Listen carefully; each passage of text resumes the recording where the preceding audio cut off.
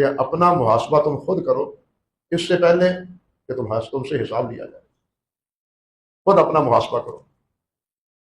دیکھیے جو کاروبار کرتا ہے، کامیاب تجارت کرتا ہے، وہ شام کو اپنا کھاتا ملاتا ہے کہ میں نے آج کیا کھویا ہے، کیا پایا ہے، کتنا نفع ہوا ہے یا کتنا نقصان ہوا.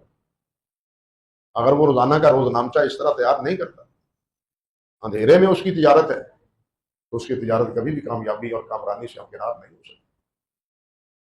بالکل یہی معاملہ ہماری زندگی کا ہے بھائیوں. ہمیں بھی سونے سے پہلے یہ حساب لگانا چاہیے کہ آج ہم نے کتنی اللہ کی اطاعت کی ہے، اللہ کے رسول کی فرمانبرداری کی ہے، اور کتنی ہم سے غلطیاں ہوئی ہیں، نافرمانیاں ہوئی.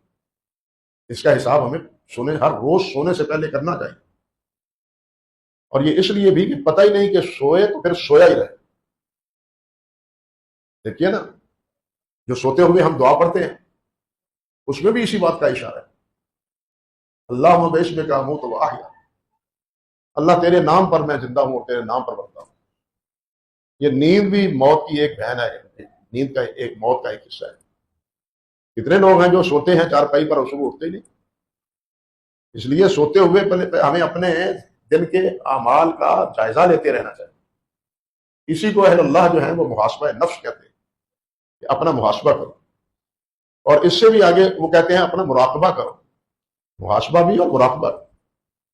مراقبہ محاسبہ تو ہے حساب کتاب سے، اور مراقبہ جو ہے وہ یہ ہے کہ یہ دیکھو اللہ سبحانہ و تعالیٰ کی طرف میرے دل کی پوزیشن کیا ہے.